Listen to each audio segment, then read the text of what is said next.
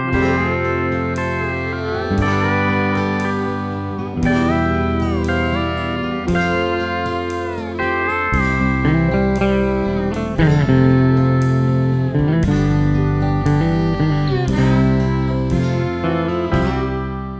talk about his amazing life. He would want us up here. And he would want people to laugh, not cry. So our family will be your host today. We're going to share his life through stories and accounts from our family's life with him and wonderful experiences and stories shared by our friends, our loved ones, and in certain accounts of the stories, I will be playing the part of Buddy. So get ready to laugh. We're not going to cry here. And let's give Buddy a send-off like no other. Buddy. Buddy Row. Buddy Roho. Bud Bud. Bud Spud. Or many other nicknames that he had. Today we'll refer to him as Buddy because that's what we called him. So, probably wondering how he got the name Buddy. Well, I guess we need to start at the beginning. One night I was feeling a little frisky. Okay, maybe not the very beginning. When we started talking about names for our son, I thought that I had come up with the perfect name, a name that any son would be proud to have. So I ran into the room and I said, "Lisa, I came up with a perfect name." She looked at me and kind of cocked her head and said, "What is it?" You guys ready? It was Elvis! So after a lot of negotiations and talk, apparently we were not on the same page. So we discussed it some more, and I said, "Hey, how about if we name him Leo Ray Hayes Jr. after me?" And she said, "Okay, that's fine, but I don't want to call him Junior." So we knew that we were going to have to come up with a nickname, but that comes here in a little bit.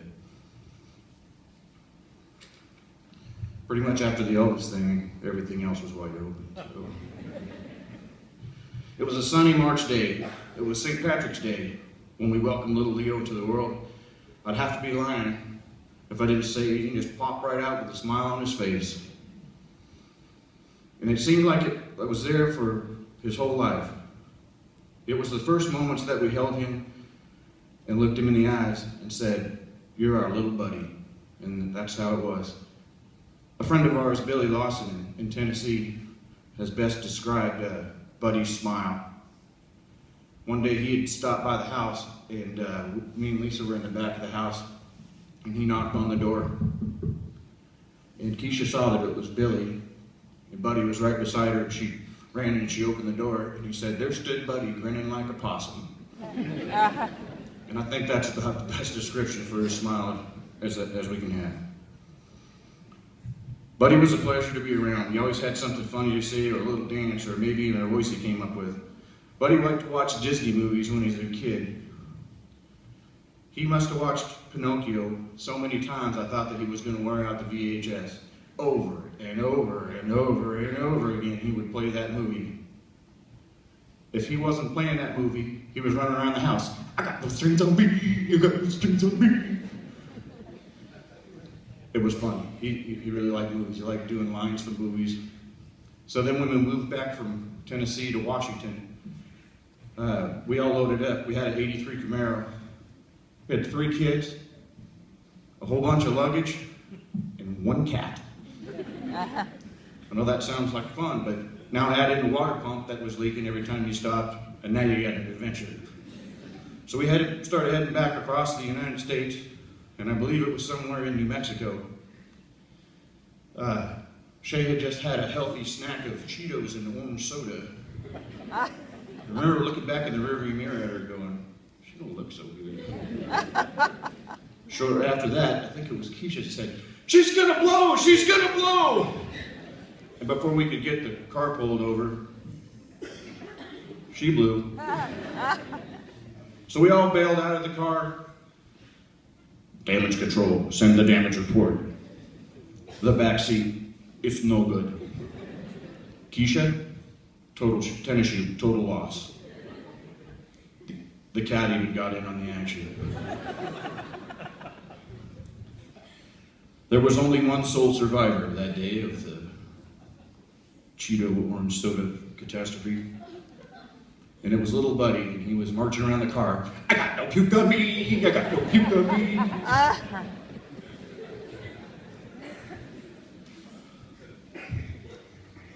We settled into our house in Cedar Woolley on West Bennett Street that will forever be filled with the love and laughter of this family. This house will be the favorite and most loved place that Buddy held in his heart and called his home. He was always telling us someday he was going to buy that house. Dad, that's home. Dad, that's home. Buddy went to school all the way up from kindergarten through his senior year in that house, and I still remember taking him to the first day of school at Mary Purcell. There was also a kid that started school that day, and he would be Buddy's best friend till the very end. And I'm sure they did some things growing up. Where you at, Colby? Did some things growing up that I probably don't want to know about.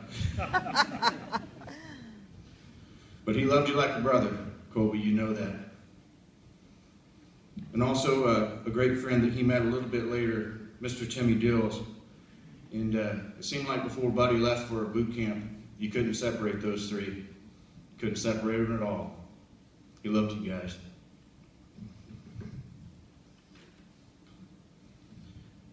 Buddy also loved to crack jokes, using different voices more often than not, with a lack of a better term, because there really isn't one. Flatulence usually played a role. Buddy would love to run up next to you, stop with a funny face, let one go and do like a voice like Yoda.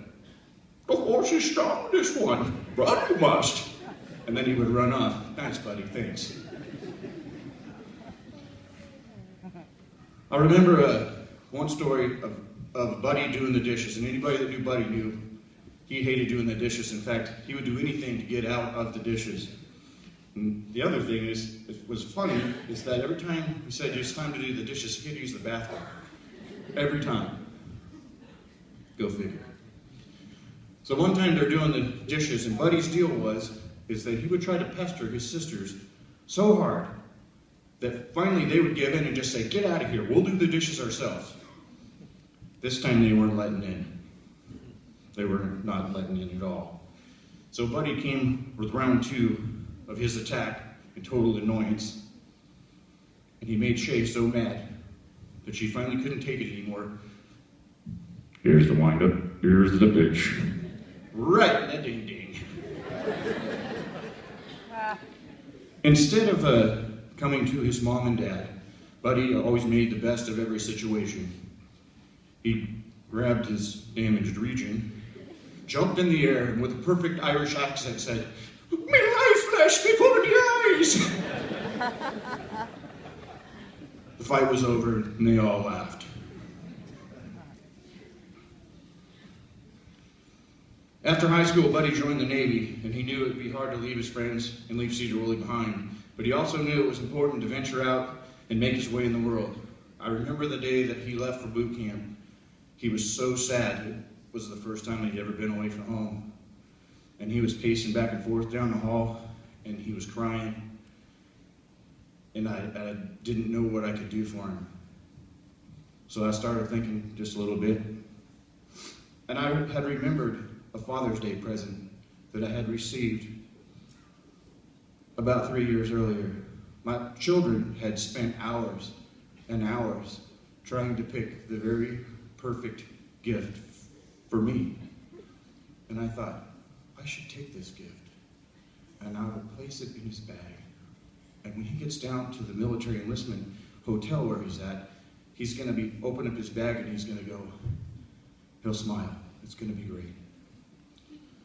So I went into the room where I kept this special gift, and I walked in and I so carefully opened his bag, and I put the rubber poo in there. And I closed up his bag.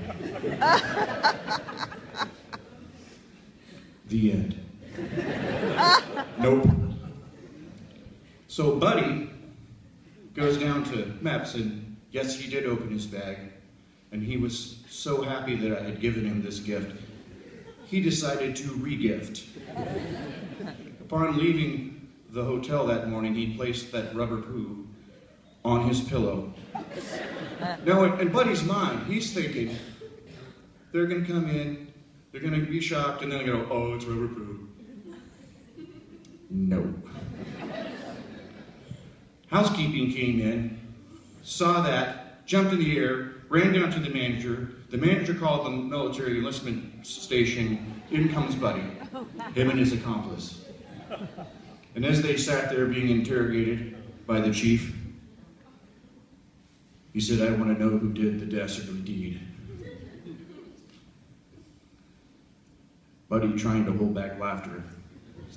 It's fake, it's not real. It's a rubber turd. I'll never forget, but I said, what did the chief say? He said, he was trying to hold back laughter. He couldn't be mad, he thought it was funny, but he said, you guys are not starting out so well. You better get it together.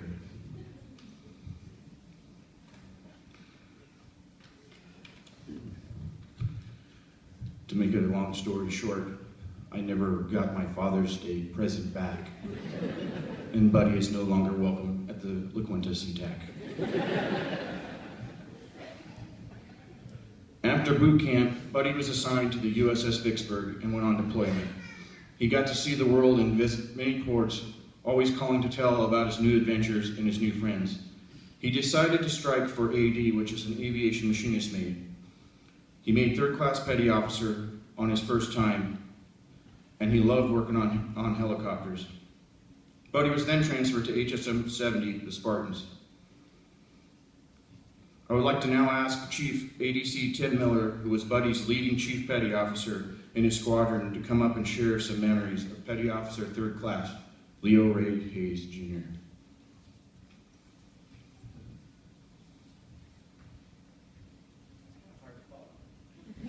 I do actually. Thank you. Thank you. So to paint a quick picture, the shop was already 6 months into a 9-month deployment before I came out there. So when I came out there, you want to come step over here? This is weird for me. Anything you want to do? Can you hear me back? Okay. So like I said, so I had the last 3 months with them, and when I got there, they told me we didn't have a chief, so they didn't necessarily need me, but they did want me. So with that, I just decided to step back and watch and observe my guys. So as I did that, just to kind of pick up personalities and things like that, who was easy to approach, who was not easy to approach, and I just watched. So Petty Officer Hayes was always the guy that, after pass down, he'd grab his tool pouch, he'd go up on the hangar, on the flight deck, and he'd do the morning launch. After that, he'd come down, he'd go to breakfast, come back, grab his tools, go down to the hangar bay. I didn't get to talk to him much, so I had to corner him and talk to him a little bit. So that's where I found out that Mr. Hayes was also in the Navy yacht, and that he wasn't staying. So as a chief, I was concerned, why don't you want to stay in the Navy or anything like that, but I didn't press him too much. He had plans, and that was fine with me. So for the next 3 months, up to the flight deck, go eat breakfast, back down to the hangar. And so we'd make small talk here and there. Now when we got to the end of our deployment, flight stopped, work slowed down, our shop then got bored. So out come the Xbox. And that's when I met Leo Hayes. Xbox came out, and so did a game called Punch-Out. Okay, so and then a tournament ensued. Now our shop was 2 different work centers, 1 shop.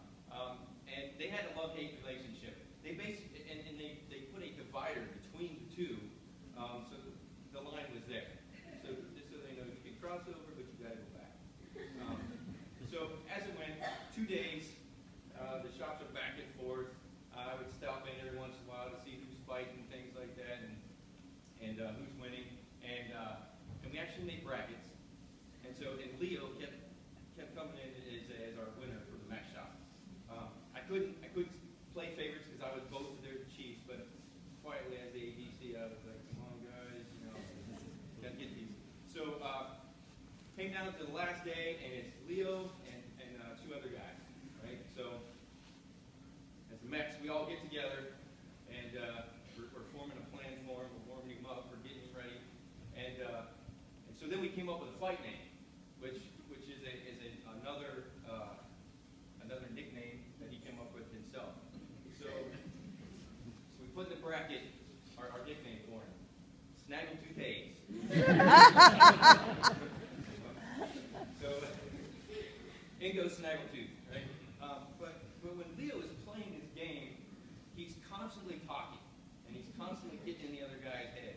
And he's sitting and he's playing, he's standing and he's talking and he's playing, he's sitting and he's standing. And so he exhausted me just watching him. And so he gets one guy and he eliminates him, right? So now it's man against man. So once again, we get him all psyched up again, and we're chanting, Snaggle, Snaggle, we're getting ready. And so again, he's fighting. He's down, and he's up, and he's talking back and forth. And then he got caught. He got caught in an uppercut, and he's down. And so, in true fashion, he looks back and says, Chief, if I win, can we get a pizza party? And the whole shop went up, yeah, let's get a pizza party. No, let's do swings. Let's do. And so now and then, all of a sudden, hey, Chief, why don't we go to Disney? I'm telling Leo, get up. So then finally, back and forth, it went all rounds, but Snaggletooth prevailed for us. And the Mex were the champs. So for the last, it was probably the last week, every time we come in or I see him in the hangar bay, I always call him Snaggletooth. And all that, though, in knowing Petty Officer Hayes and knowing Leo, he's a hard worker, he was very determined, and I was very glad to know him. Thank you. Thank you, Chief.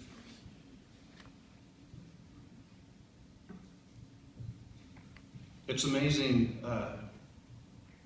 Sometimes you never know, whose lives your son or your daughters and who they touch until they're gone.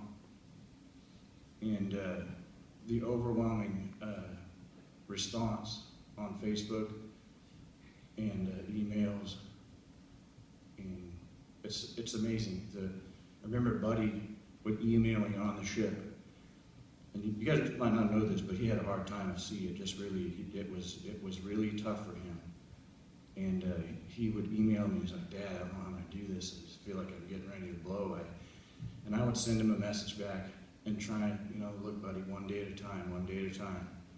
And I thought, he's having a hard time. And then when this happened, and I'm reading all of these messages from these kids, and they said, Buddy, I wouldn't have made it through cruise without you. When everything was tough, you were the one who was laughing and joking, and you never, ever were negative, and you never put anyone down. And I thought to myself, I was helping him, but he was helping everybody else. And that makes me real proud. It makes us real proud. At this time, I'd like to invite a real close family friend who's known Buddy since he was a little baby up to the stage. It's a family thing. I wasn't directed at Stan. It was a little thing that we watch. When I said that, you would laugh. So he's known Buddy since his whole family: Wes, Mary, Matt, Jenna, and Stan. And I couldn't think of it was hard to get people to be able to come up here because Buddy was so loved. It's hard to stand up here and talk about him without being sad. So I want to invite Stan up here. He's going to say some words, and I appreciate it. Come on up, Stan.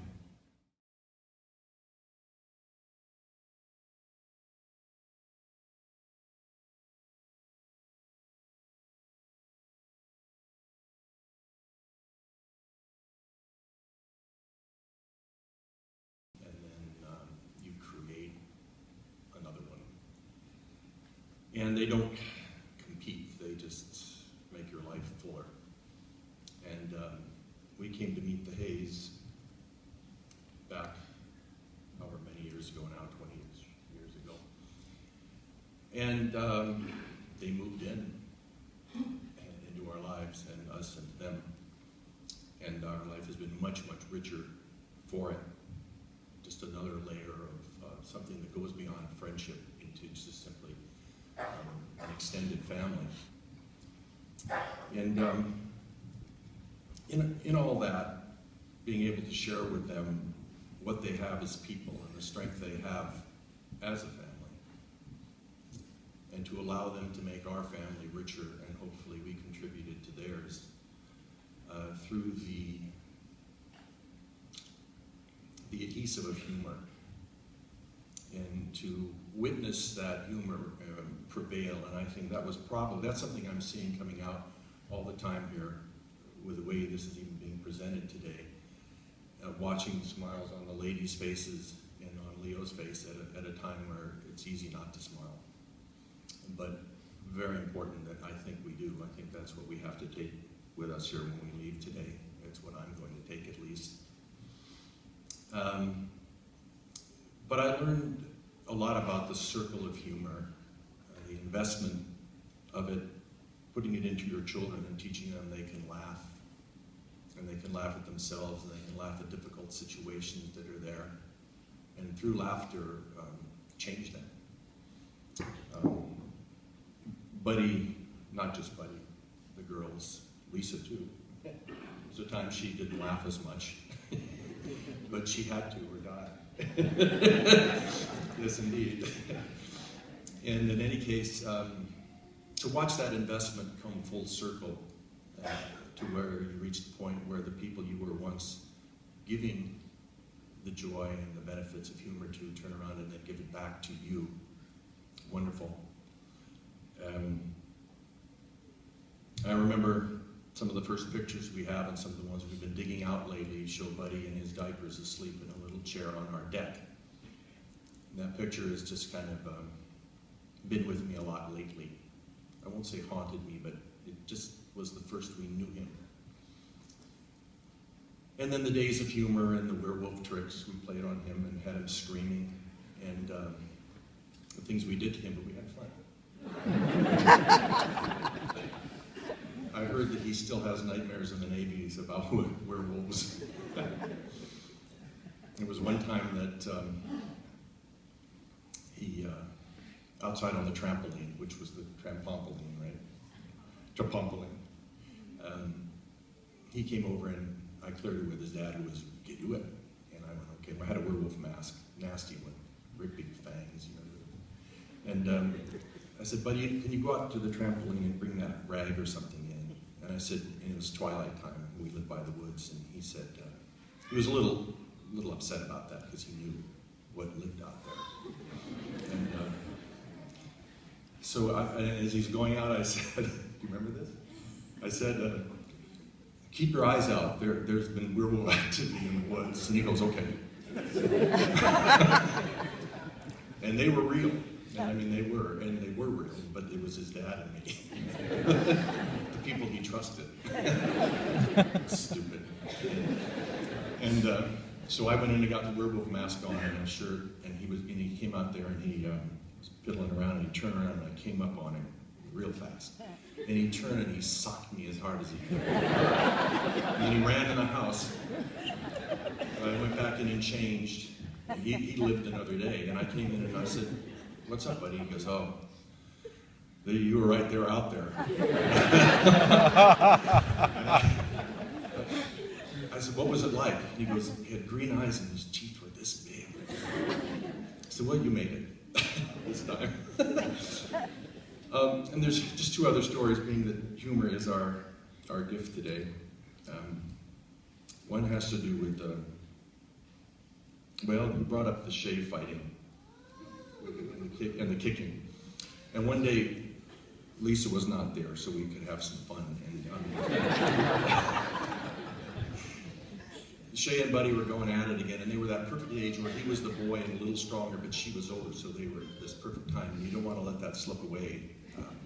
when it comes to arranging fights between kids and stuff. And we decided that it would be a great idea to put the boxing gloves on them and turn them loose on each other.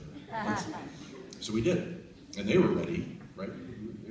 Someone was going to die that day, and they were going at it, and a bunch of guys were there, and we were taking bets. We were betting on who was going to win.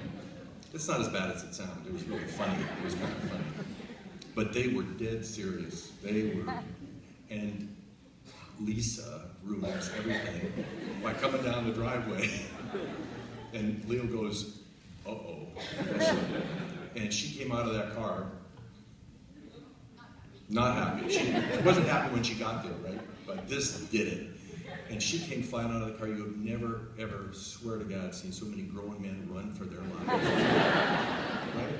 We were, and these two kept fighting through it all. Because they weren't done. They were finishing each other off. In my last buddy story, it was when he was up visiting not so long ago, toward the end of high school. And he was up sitting on the deck. And I was sitting there with him, and it was nighttime, and he had a beer between his knees. Maybe just keeping it warm, I guess, I don't know. But there he sat, and we were talking about girls, and I was asking him, so how's it going with girls? And he kind of was a little pensive and deep thinking, and I'm looking over where he used to sit as the little boy in the bassinet thing in the diapers, kind of wondering where 18 years went. And so I said, so how's it going, now that you're up in that age and in the game? And he goes, well, he says, catch and release. And I knew right then he had made it, he was going to be okay. So, that was Buddy. And I also knew then that circle of humor had closed, and I was getting stuff back from him. And the investment that was put into him by all those who knew him and loved him and nurtured his humor and his life and his spirit and his soul was alive and well, and he had come into his own. And I was very happy for that moment. And that's what I know I promised myself I'm going to take with me, is the ability to think of him and smile. That's a little ways off, but it's where I'm going to end up. I promise. So, thank you.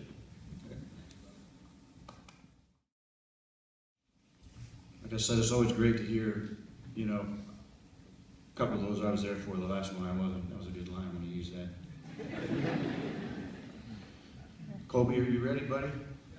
Colby's started school in kindergarten with Buddy and went all the way up to senior year. Like I said, these two were inseparable. And I'd like for Buddy's best friend to come up and say a few words and just know, Colby, that we're here with you, buddy. I know this ain't easy, but we're here for you.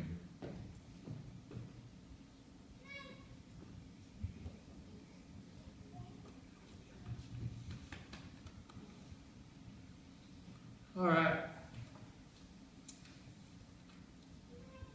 Buddy was my best friend, the closest friend I've probably ever had.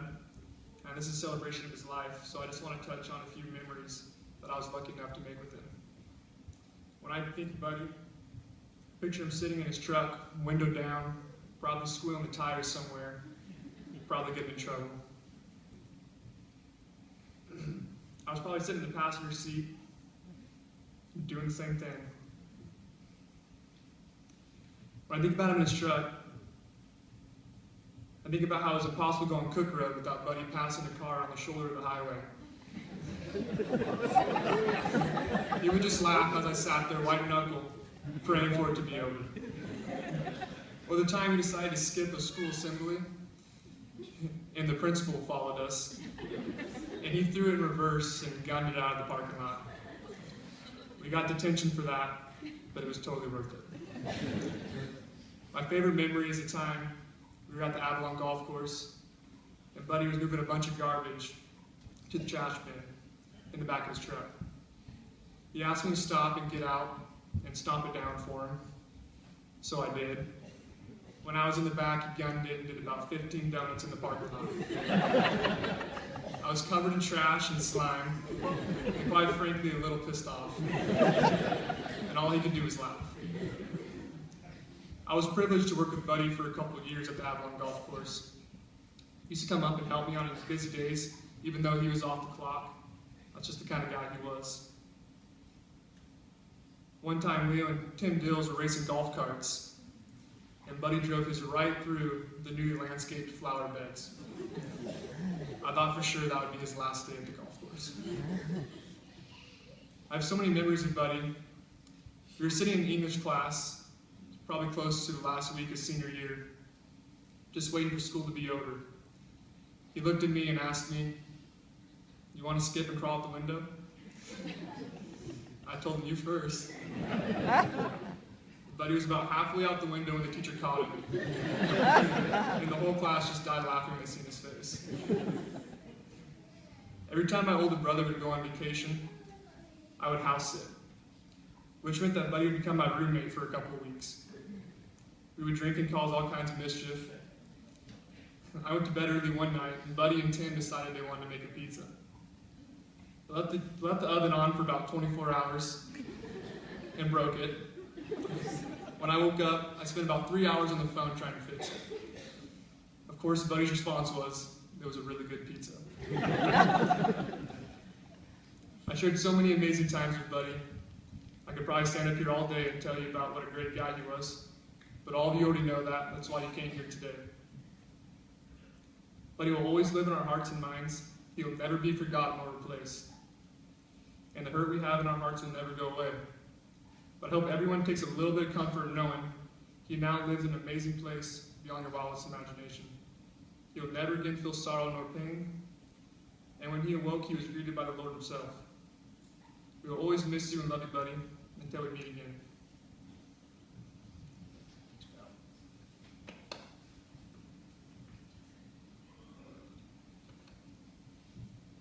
I knew there was some stuff going on here.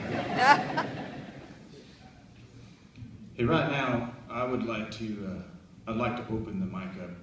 If there's somebody out there in the audience that has a funny story or something that they'd like to say to Buddy, this will be the time.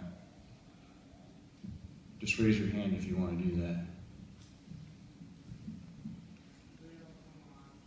Come on. Felipe, come on. So Philip, when we moved into the Bennett Street house, there were some other folks that lived there, and I don't think it was 6 months later, and Philip and his family moved in there, and so Buddy grew up with these guys too. They were always at our house. I have a few funny stories, some that I can't talk about here appropriately.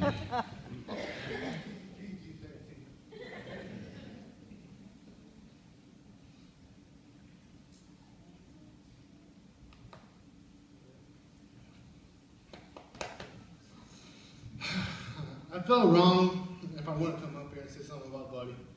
I have to say, I got so many stories to tell about him. I met him when he was 5, when he was going to kindergarten. I remember pulling into my new house, and I saw him on his little dirt bike. It wasn't even a dirt bike, it was just a bicycle. And it was yellow. You guys remember that? It was green. Mine was yellow, his was green. Mine was all broken, his was brand new. His electronics still work. He used to try to jump in that thing over this little pile of rocks that Leo used to have. Leo got rid of the rocks because we were throwing them out the windows all the time on his bus. He never found out. He would see the broken windows and, yeah. But he just said it was us all the time. And, yeah, that's when I first met him. We had a tire swing in the backyard. He was the kind of person that if he saw you doing something, he thought he could do it better. This guy was, we were this tall, he was this tall, right? It was, things like this guy tried doing. We used to jump off the top of my tree house, land it, clear it every single time. Buddy would finally have the courage to do it. So what does he do? He lands, jumps, right? Slams his knee down, hits his chin on his elbow, on his knee every single time. He would do it. What would he do? Go home crying. Remember what he said? I'm never coming back again. I hate you guys. You guys are just laughing at me. I'm never coming back. 10 minutes later, can't come over? Yeah, buddy, come over. Come and play. Yeah. One time, oh man, Shay remembers. I know. Shay was gone. All the girls were gone. It was Leo, me, and Buddy. Me and Buddy were playing, and I had a stump in my front yard, and we were sitting at the stump. Leo had the bus, and Leo goes, "Buddy, go check if something's behind the bus." Buddy sits there, he just looks around. "Nah, there's nothing there. Go ahead, Dad. Back up the bus." So Leo starts backing up the bus. We hear a big old crunch. I'm like, "Oh my God, Leo, stop. She's bike." Shay loved this bike. Had little spoke things in there, made a little noise. She loved this bike a lot. We're like, "Oh my God, Shay's bike, stop, Leo, stop." "Buddy, son of a..." He stands inside of the bus and gets out of the bus, gets out. "Oh my God," and he pulls up forward. We go back there. We're like, maybe, you should still ride it, That thing was destroyed. And Shay, we had to show, Leo put the bike in the garage and he made us show it to Shay, and Shay was pretty mad. She didn't want to talk. I just remember she saw it, she just cried. Went inside. 2 days later, Leo bought her some bike from Valley Village or something. That did not do for Shay. Oh man, the memories of this guy. It was always my fault. If he got hurt, it was my fault. Here, Phil, put on these gloves. What do you want to do? "Oh, you want this box?"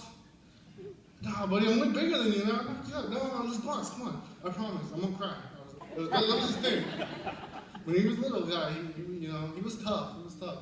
He would try so hard not to cry all the time. Okay, he was all right, this box. So I let him hit me a couple times. I hit him once, right in the nose. "I'm not gonna cry. I'm not gonna cry. Let's keep going. No, buddy. Then Lisa pulls in. "What are you guys doing?" "Nothing." Oh man, this guy, he just loved causing mischief. We used to pretend to fight in Leo's front yard when it was dark. People would pull over. "What the hell are you kids doing?" Oh, memories. He was daredevil too. He used to try climbing trees and make us record him doing it. Remember that? Yeah, I know you did. Superman, yeah. Oh man, one time Leo was mowing the lawn. So Buddy tells Leo, "Dad, watch me. We used to have a little tire swing in my backyard. Before Leo, decided to hated the tree, and because it was on his side of the lawn, we had to cut it and kill it. Thanks a lot, Leo. I don't trust that damn thing no more.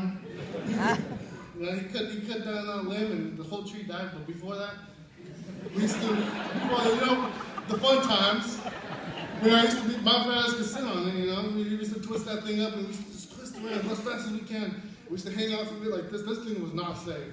This is my Mexican version of Disneyland. It was in the backyard, and we just swing on that thing. We would just swing around as fast as we could, and we would never let go. But one time he was like, Dad, look at this. Look, watch me. And Leo's just mowing his lawn like he'd mow it every other day. He didn't need to. Out there with his shirt all mowing the lawn, tanner than I was. Just mowing the lawn. And he's like, Dad, look at me. So he starts swinging, let's go. And the one time Buddy lets go, boom, drops, hits the ground. And starts crying. Leo just looks at him, dumbass. Like right off the center shit. Remember that? Oh man, this guy. I was lucky enough to talk to Leo. So contagious, we just never stop. Another one that I've written down was, as a lot of you know, especially as friends, Buddy likes to play video games a lot. And when we first got our PlayStation, I think it was for Christmas, it was about a few days later, and we just got Spyro the Dragon, and it was just the most awesome game we'd ever played. So we played for like 4 hours straight, and we were hungry, but there wasn't much to eat in the house except for a whole block of cheese. Well, it was about 3/4 of a block, so we just kept cutting off these huge hunks of cheese, and we ate the whole thing. This me and Buddy. Another one was my brother. He's pretty funny. All of us kids, we would steal my parents' video camera, and we would make talk shows, and we would make commercials and stuff like that. And I hope you find those videos because they're pretty funny. One of my most recent memories of my brother is when I just spent like a week with him at my house in Hawaii, and it was very important for me that my brother liked my new husband, and they actually just got to meet a few weeks ago. And when he was leaving, he told me that he really liked Roderick and that I picked a good man, and that meant a lot in my heart. Another thing that Buddy did, because he was such a giving person, and he knew if one of us girls wanted something and he could buy it, he would. We had talked about getting jerseys, Seahawks jerseys, for forever, and so he finally just got on his phone and ordered both of us one, and they still haven't even come in the mail, but I can't wait to see it. He also, he wanted to buy me a computer for my music, but I guess he couldn't find one. And so he ended up buying me like the nicest pair of running shoes I've ever had, and I just feel like whenever I have them, he'll be walking right beside me. Another memory, especially with people who came over to our house after school, is we always drank chocolate milk. We always had chocolate milk, and Buddy would use like 4 scoops of Nesquik and then go make his friends like a huge glass. And for some reason, Buddy always blamed me for drinking all of the chocolate milk. It was always my fault. And we both agreed that my mom had some Ovaltine in the cupboard, and we had drank it just to try it actually, and we said it tasted so awful, but the only reason it tasted good when my mom had it is we couldn't have any.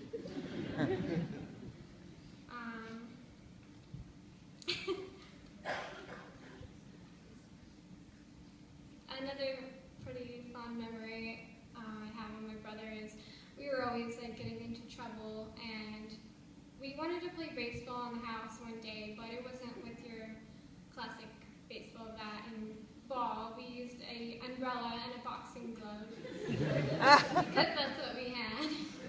And Buddy threw me a pitch, and we ended up hitting one of my parents' little statues, and it was a deer, and we knocked the deer's ear off.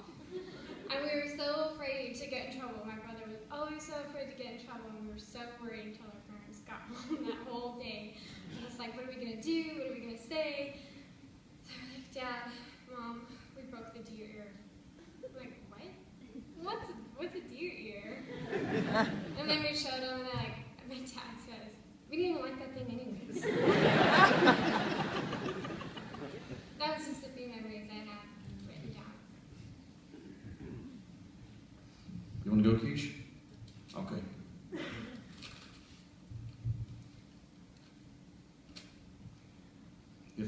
If it seems like it's going too long, just pick something up and throw it at us and we'll stop.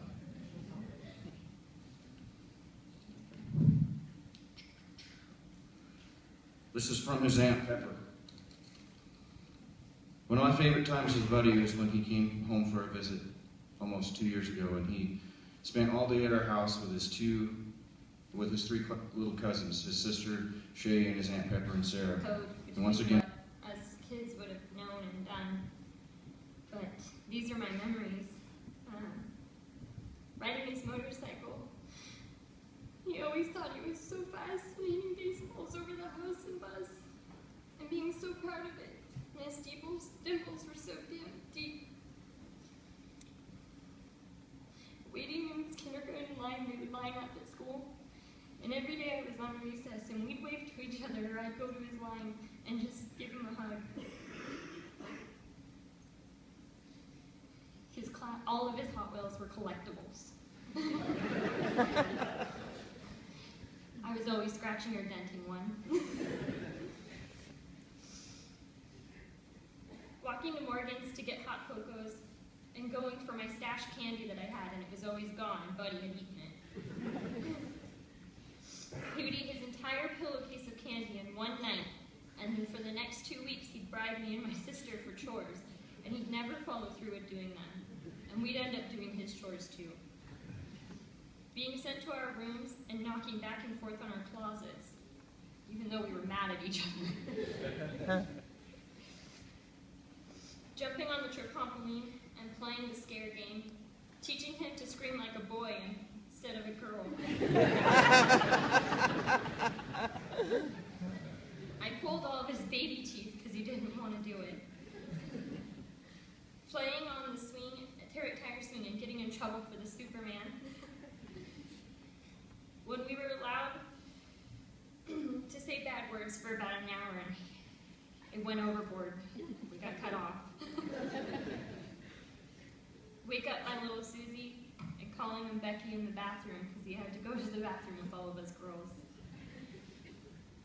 We'd race bikes in the neighborhood with all the kids. We played Fear Factor, and we made up a game, Resident Evil. We'd play in the dark for hours. He'd be Afro Thunder, and I was Lulu Valentine. And even though I kicked his butt every time, he swore I cheated. I would take him on the back roads of Cedar Woolley to teach him how to drive a stick shift in my car, and it was our secret not to tell Mom and Dad. We were always he was always willing to share his truck if you were in a lurch. And that thing was his baby.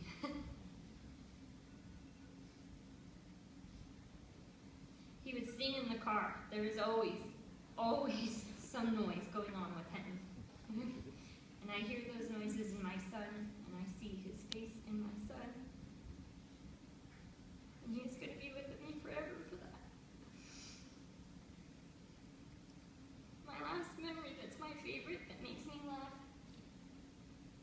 I was about to have my little boy, and him and my husband sat and watched this monitor with contractions. I hadn't felt any yet, but they were peaking, and his face was so funny. Because everyone, he watched me, and he was so excited to be an uncle. And he was the fourth person in that room on my dad's heels to hold my little boy. Best brother anyone could ask for.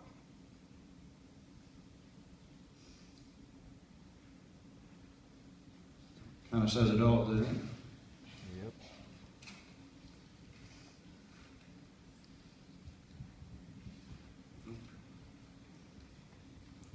This is one from Lisa.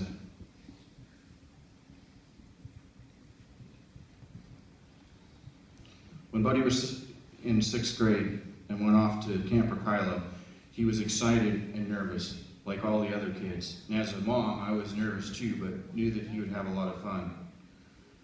When the buses came in on the return, Mr. Isaacson walked up to me and said, "Buddy had a great week, but he got in a fight." I remember I was taken back a bit because it sounded a little bit off character for him. Mr. Crange had joined our conversation, and they explained to me that Buddy was not going to be punished, as he was sticking up for another boy who was being picked on. I will never forget the look on Buddy's face as he got off that bus and saw Mr. Isaacson and Mr. Crange chatting with me. It was a look of nervousness, with tears welling up in his eyes, thinking he was going to be in big trouble when he got home. We had to talk about it, of course, but Leo and I were proud of him. When Buddy was in high school and working at Avalon, always having fun with his friends, Timmy and Colby, at the golf course, it was a little commute to Avalon for Buddy in his truck that gets horrible gas mileage. So I always knew when he was out of gas because he would just walk to school. And after school, he would walk to the barber shop to visit me, and I would ask him if he needed gas money, and he would always be honest about it, saying, "Yeah." And he would ask if he could do a job enough to get back to work, and he was always would say, "Mama." So one of the things that I'll forever hear in my head, and she will forever hear in her head, there was little things that Buddy, whenever I would call Buddy on the phone, and I'd say, "Hey, Buddy Rojo," and he goes, "What's going on, Daddy?" And that'll forever be in my head. And when Lisa would call Buddy and say, "Hi, Buddy," he'd always go, "Hi, Mama," just in a way that you could never replace.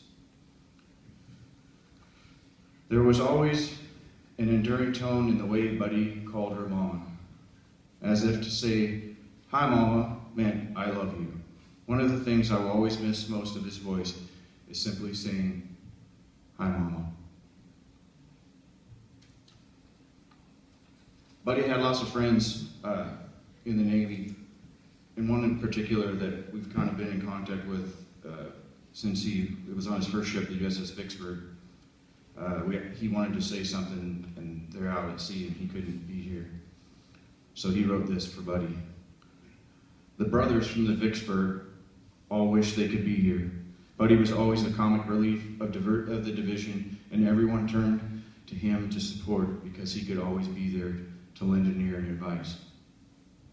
His upbeat personality lit up the division when times were tough. I personally could have not done our last deployment without him.